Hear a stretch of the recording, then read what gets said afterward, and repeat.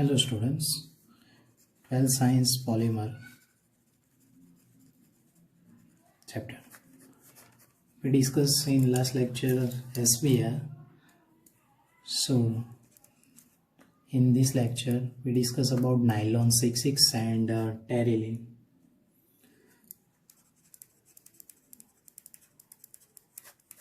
Nylon 66 है क्या, nylon 66 कैसे बनता है, उसकी प्रॉपर्टीज़ क्या होगी, उसके यूजेस क्या होंगे। तो नाइलॉन 66 आपको बनाने के लिए सबसे पहले उसके दो मोनोमर के बारे में जानना पड़ता है। दो मोनोमर कौन कौन से हैं? तो पहले मोनोमर की मैं नाम बोलता हूँ एडिपिक एसिड, और दूसरे मोनोमर का नाम है हेक्सामिथिलीन। वापस बोल देता हूँ, हेक्सामिथिलीन डायमाइन। दो नाम आपको याद रखने हैं, एक कौन से एडिपिक एसिड और दूसरा नाम कौन सा है, हेक्सामिथिलीन डायमाइन। एडिपिक एसिड नाम में ही देखने को मिलेगा, उसके अंदर कौन सा ग्रुप देखने को मिलेगा, COOH वाला, और डायमाइन यानी कि NH2 वाला। तो इन दोनों के कॉम्बिनेशन से नाइलॉन 66 जब आपका बनेगा, तो दोनों के कॉम्बिनेशन से जब बनेगा तब उसके अंदर कौन सा ग्रुप देखने को मिलेगा, CONH यानी कि एमाइड ग्रुप आपको देखने को मिलेगा। अब माइंड में क्वेश्चन हो रहा है कि नाइलॉन 66, ये 6 और 6 यानी कि है क्या, ये 6 नंबर किसको रिप्रेजेंट कर रहे हैं, या कोई चीज़ है या उसका ब्रांड प्रोडक्ट है, वट एवर क्या है। तो ये जो नंबर आपको 6 दिए और ये जो 6 दिए एक्चुअली में वो क्या बता रहे हैं, तो एडिपिक एसिड के 6 कार्बन और डायमाइन यानी कि हेक्सामिथिलीन डायमाइन यानी कि उसके 6 कार्बन, इन दोनों के 6 कार्बन रिपीटिंग यूनिट में वहाँ पे आपको देखने को मिलेगी। कैसे देखने को मिलेगा, वो रिएक्शन अपने करेंगे तो उसके बारे में जान लेंगे। बट ये रिएक्शन कितने टेम्परेचर में होती है, तो टेम्परेचर आपको याद रखना है 553 केल्विन सबसे पहले तो। और प्रेशर की बात करने जाए तो उसका प्रेशर आपको याद रखना है 17 बार। कितना प्रेशर है, 17 बार और 553 केल्विन। तो ये दो चीज़ें आपको खास करके याद रखनी है। तो वापस बोल देता हूँ, एक एडिपिक एसिड की बात कर रहा हूँ और एक कौन सा है, हेक्सामिथिलीन डायमाइन। ये दोनों चीज़ें आपको याद रखनी है। तो एडिपिक एसिड का स्ट्रक्चर कैसा होगा, तो सबसे पहले आपको याद रखना है CH2 कितने टाइम्स, 4 टाइम्स, और उसके आस पड़ोस में यानी कि दोनों जगह पे आपको क्या ड्रॉ करना है, तो COOH ग्रुप ड्रॉ करना है। कौन सा ग्रुप ड्रॉ करना है, COOH। यानी कि एडिपिक एसिड आप लोगों को देखने को मिल गया, CH2 4 टाइम्स, दोनों जगह पे क्या देखने को मिलेगा, COOH। यानी कि टोटल नंबर ऑफ कार्बन कितने हुए, 6। उसके भी आपको कितने मोलिक्यूल्स लेने हैं, N मोलिक्यूल्स लेने। यही आपका कौन सा बन गया, एडिपिक एसिड। ओके, तो बोलो इसकी रिएक्शन आप किसके साथ करवाना चाहोगे, हेक्सामिथिलीन डायमाइन। हेक्सामिथिलीन डायमाइन नाम में ही है मिथिलीन, मिथिलीन यानी कि CH2 कितने टाइम होगा, 6 टाइम। डायमाइन यानी कि कितने मिलेंगे, NH2, और इधर भी क्या देखने को मिलेगा, NH2। उसके भी आपको कितने मोलिक्यूल्स लेने हैं, N मोलिक्यूल्स लेने। तो ये आपका कौन सा बन गया, हेक्सामिथिलीन डायमाइन।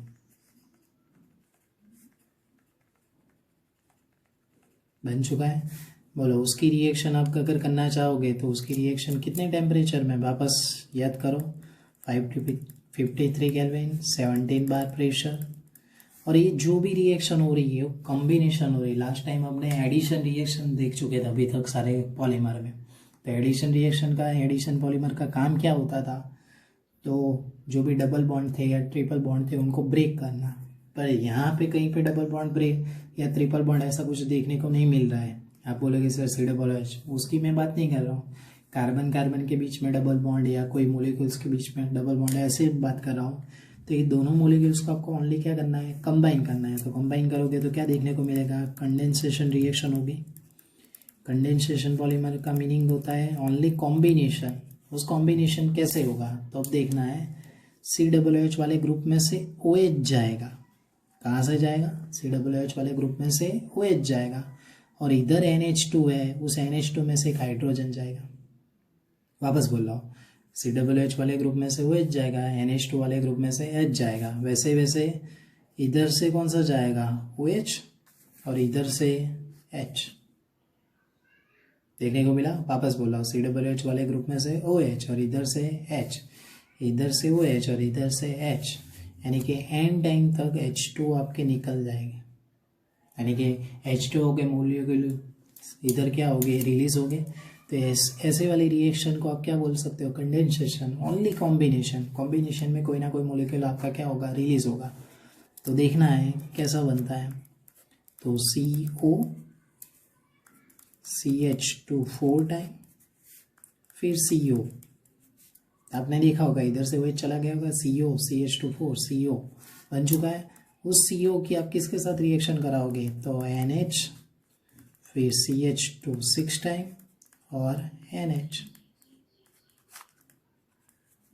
तो आपको देखने को क्या मिला, तो आप लोगों ने नोटिस की होगी कि इधर से OH और इधर से H, ये दोनों चले गए तो दोनों एक दूसरे के साथ ऐसे एन टाइम तक चलते रहे। तो इधर आपको एक अच्छी सी बात देखने को मिली होगी, जहाँ पे मेरी पेन जा रही है देखने को, कि CONH यानी कि एमाइड ग्रुप आपको देखने को मिला। कौन सा ग्रुप, एमाइड, यानी कि इसीलिए उसको आप क्या बोलते हैं, पॉली एमाइड बोलते हैं। क्या बोलते हैं, पॉली एमाइड। तो वापस बोल रहा हूँ, पॉली एमाइड ग्रुप आपको देखने को मिलेगा।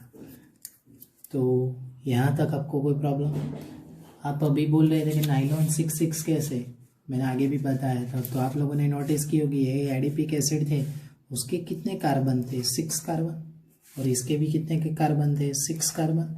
ये दोनों यहाँ पे रिप्रेजेंट हो रहे हैं। आपको गिनना आता हो तो देख लो, 4 और 2 6, इधर भी 6, ये 6 के, इसके 6 और इसके 6 दोनों यहाँ पे रिप्रेजेंट हो रहे हैं। इसीलिए उसका नाम कौन सा बन चुका, नाइलॉन 6 बन चुका है। तो हमें उसकी छोटी सी थोड़ी बहुत प्रॉपर्टीज़ भी साथ में देख लेनी है ताकि हमें कोई प्रॉब्लम ना रहे। तो प्रॉपर्टीज़ की मैं बात करने जाऊँ तो जनरली वो पहले ही बात पॉलीएमाइड क्लास है, जैसा हमने आगे बताया पॉलीएमाइड क्लास है। दूसरा वो लीनियर पॉलीमर होगा, ओके। फिर तीसरी मैं बात करने जाऊँ तो कौन सा ग्रुप अंदर देखने को मिल रहा है, CONH ग्रुप देखने को मिल रहा है, यानी कि एमाइड ग्रुप आपको देखने को मिल रहा है रिपीटिंग यूनिट में। तीसरी अच्छी बात होगी वो कौन सा होगा, थर्मोप्लास्टिक पॉलीमर होगा। एंड लास्ट वन, उसकी टेंसिल पावर या वो हार्डनेस की बात करें तो वो हार्ड भी होगा, स्ट्रॉन्ग इलास्टिक प्रॉपर्टी भी रखेगा, एंड वाटर रेजिस्टेंस भी होगा। तो ऐसी सारी वेरियस प्रॉपर्टीज वो रखता होगा। तो उसके यूजेस कौन से हो सकते हैं, तो यूजेस आपको खास करके याद रखने MCQ में पूछे जा सकते हैं। तो टेक्सटाइल इंडस्ट्रीज में,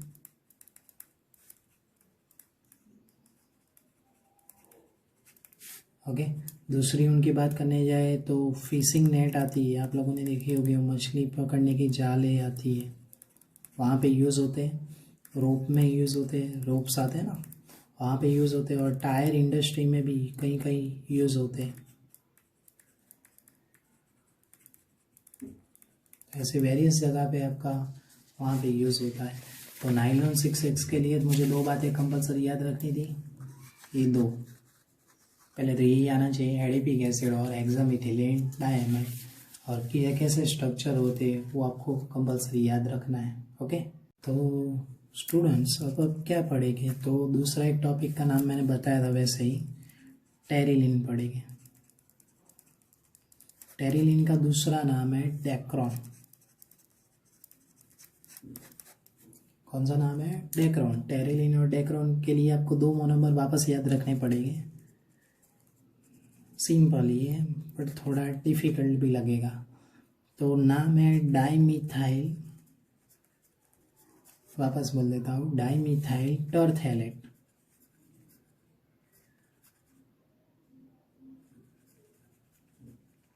कौन सा, डाइमिथाइल टरथैलेट, एक वे याद रखना है। और दूसरा आपको कौन सा याद रखना है, इथिलीन ग्लाइकोल। इथिलीन ग्लाइकोल नाम तो सुना ही होगा, बराबर है उसके बारे में, बट डाइमिथाइल टरथैलेट आपके लिए नया है। बट ये दोनों के कॉम्बिनेशन से बनता है वन टाइप ऑफ कंडेंसेशन, जैसे आगे कंबाइन किया था वैसा ही है पिक्चर्स फॉर्म में। बट आपको उसके लिए कंडीशन कौन कौन सी याद रखनी है, तो एक तो कैटालिस्ट याद रखना है। कैटालिस्ट का नाम नहीं होता है बट वो बेसिक कंपाउंड टाइप होगा, यानी कि बेसिक सॉल्यूशन आपको लेना है।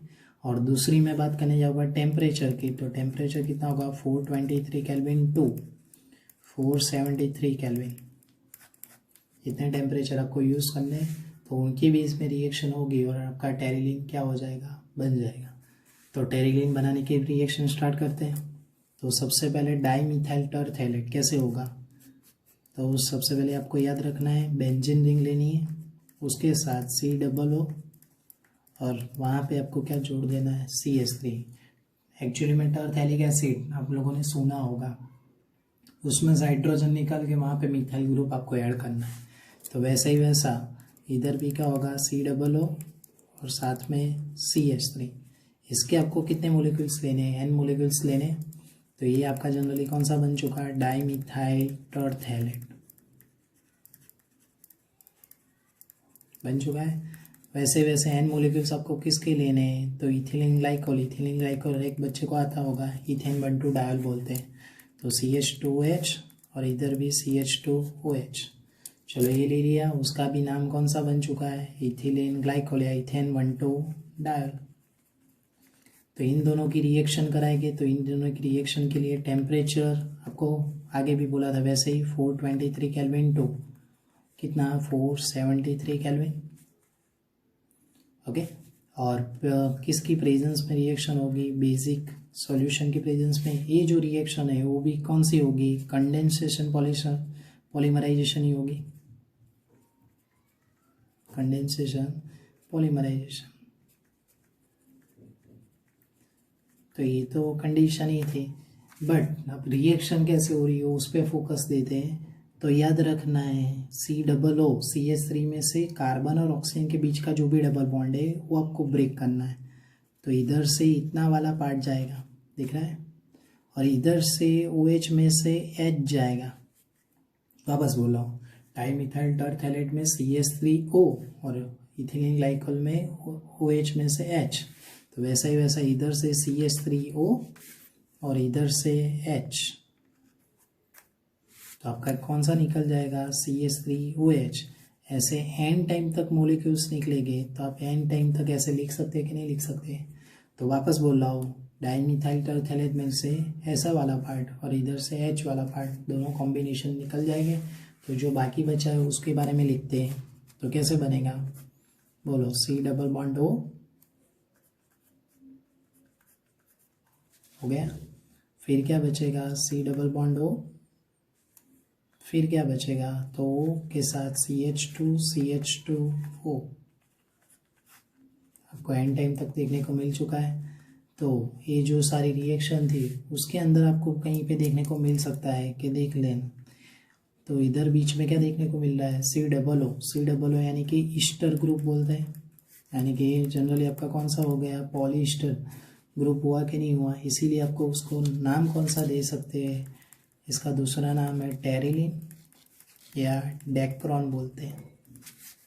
ओके, तो ये जनरली कौन सा ग्रुप रखता है, पॉलीस्टर ग्रुप रिप्रेजेंट करता है। साथ साथ में उसकी छोटी सी प्रॉपर्टीज़ के बारे में भी अपने डिस्कस कर रहे हैं। तो उसकी छोटी सी प्रॉपर्टीज़ है, सबसे पहले कौन सा ग्रुप रिप्रेजेंट कर रहा था, तो पॉलीस्टर ग्रुप। उसके साथ में बात करने जाए तो लीनियर पॉलीमर है, कौन सा रिप्रेजेंट कर रहा था, अंदर देखने को मिल रहा था COO ग्रुप आपको रिपीटिंग यूनिट में देखने को मिल रहा था, इन रिपीटिंग यूनिट। उसके अलावा ये सारे के सारे बात करने जाएगी तो ये सारे कौन से हो गए, थर्मोप्लास्टिक टाइप हो गए। और एक सबसे अच्छा पॉइंट आपको याद रखना है, ये भी वन टाइप ऑफ फाइबर्स ही है, तो इसकी भी इलास्टिक प्रॉपर्टी होगी। तो याद रखना है इसकी जो भी इलास्टिक प्रॉपर्टीज होती है, तो less elastic than nylon. Nylon की कंपैरिजन, नाइलॉन की जो भी फाइबर्स होगी उसकी कंपैरिजन में उसकी लेस इलास्टिक प्रॉपर्टी होती है, वो आपको ध्यान में रखनी है। उसके यूजेस बहुत ही सिंपल है। तो कहाँ पे यूज़ होते हैं, तो टेक्सटाइल इंडस्ट्री में यूज़ हो सकते हैं, क्योंकि फाइबर्स है, पॉलिएस्टर के कापड़ से या पॉलिएस्टर के टेक्सटाइल्स इंडस्ट्री बहुत सारी है, वहाँ पे यूज़ होते हैं। और रोप में भी यूज़ होते हैं, रोप्स के प्रिपरेशन के लिए। ओके, तो हम अभी तक दो पढ़ चुके हैं, कौन कौन से, एक नाइलॉन 66 और एक टेरिल है। वो दोनों के बारे में आपको पढ़ना है, एक एक बार आपको उसकी रिएक्शन भी लिखनी है ताकि आपके माइंड में वो सेट हो जाए।